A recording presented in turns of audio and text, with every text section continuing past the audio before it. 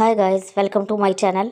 आज हम पढ़ेंगे ग्रेड 6 की English unit number 6 first aid saves lifes. आज इसका पार्ट 2 पढ़ेंगे। चलिए आइए शुरू करते हैं। Use of main verb and helping verb. Main verb क्या होता है? The main verb is the one that tells you the main action of the subject, जो आपको काम बताता है कि सब्जेक्ट ने क्या काम किया है। It can stand alone in sentences or can be used with an auxiliary verb। ये जो है मेन वर्ब जो है उसे अकेला भी इस्तेमाल किया जा सकता है और ऑक्सिलरी वर्ब के साथ भी इस्तेमाल किया जा सकता है। इसकी एग्जांपल देखते हैं। She ate a pie। उसने एक पाई खाई। Rafia bakes cookies. राफिया ने बिस्किट बनाए। इन जुमलों में एट और बेक्स मेन वर्ब हैं और ये अल्फाज अकेले इस्तेमाल हुए हैं, इनके साथ कोई हेल्पिंग वर्ब नहीं है। Helping verbs work together with the main verb. ये मेन वर्ब के साथ मिलकर काम करते हैं। They are also called auxiliary verbs. इनको ऑक्सिलरी वर्ब्स भी कहते हैं।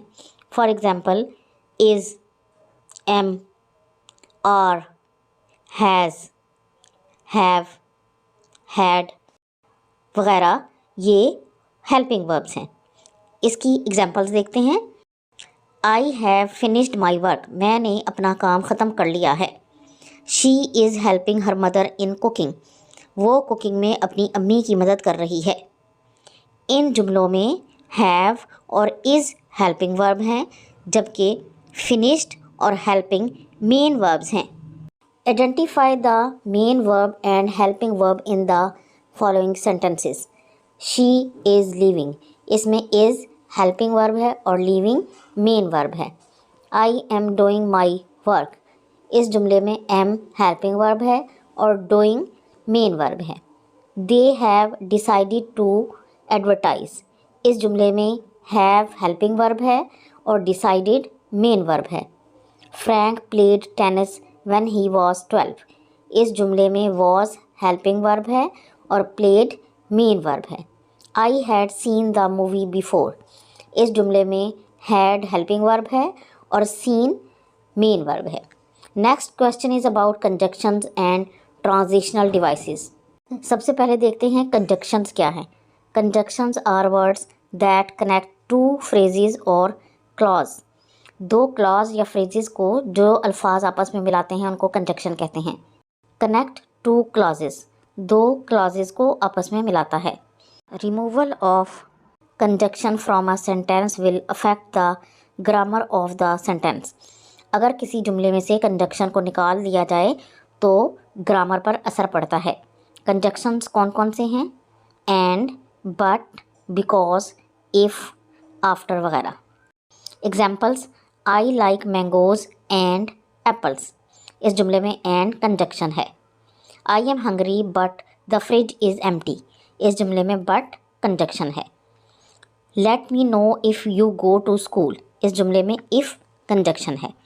अब देखते हैं ट्रांजिशनल डिवाइसेस क्या हैं।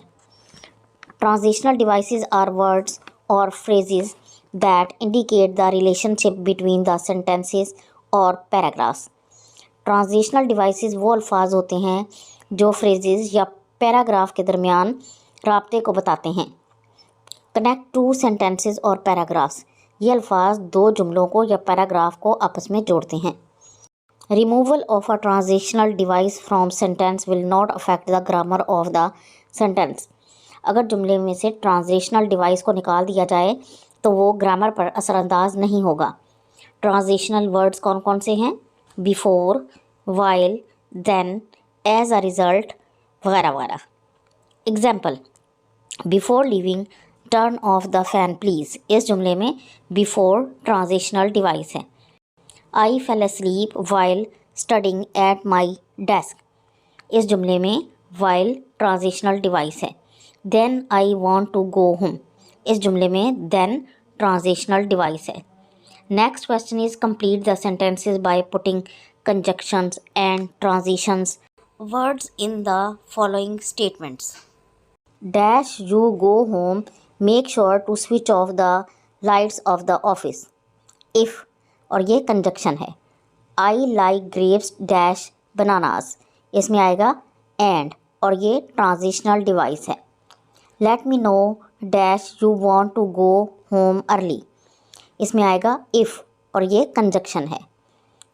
आई was eating snacks dash enjoying a movie, इसमें आएगा वाइल, ट्रांजिशनल डिवाइस है ये।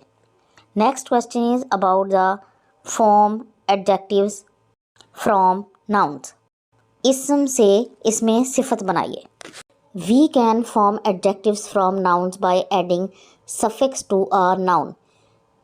किसी भी जुमले में हम नाउन को ऐड करके एडजेक्टिव बना सकते हैं।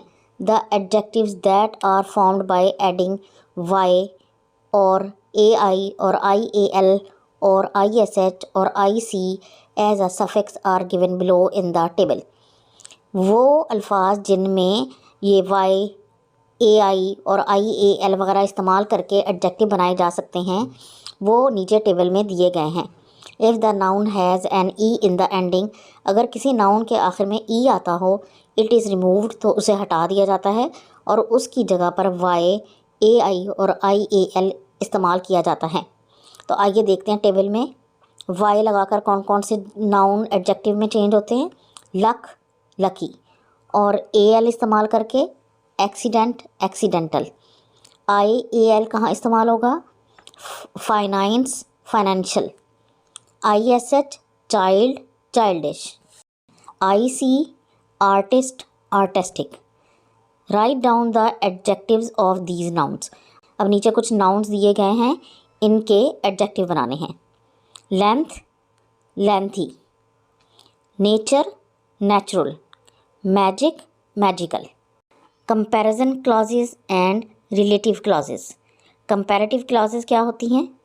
अ comparative clause is a type of subordinate clause that follows the comparative form of an adjective or adverb and begins with as, then or like. As the name indicates, a comparative clause expresses a comparison. comparative clause वो जुमले होते हैं जिनमें adjective के लिए एक चीज़ को किसी से तशबीह दी जाती है। इसको हम एग्जाम्पल्स के ज़रिए समझते हैं।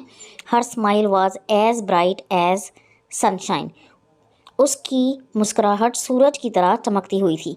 इसमें स्माइल को एज ब्राइट एज सनशाइन से तशबीह दी गई है। My house is bigger than yours, इस जुमले में अपने घर को तशबीह दी है कि मेरा घर तुम्हारे घर से बड़ा है। The room smells like flowers, यानी कमरे में से जो खुशबू आ रही है वो फूलों की तरह है। कमरे की खुशबू को फूलों की खुशबू से तशबीह दी गई है। Next question is complete the sentences below with appropriate comparative structure. He is better dash his brother then, ये comparative जुमला है।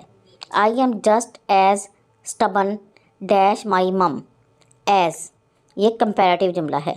She looks dash her mother like, ये relative जुमला है।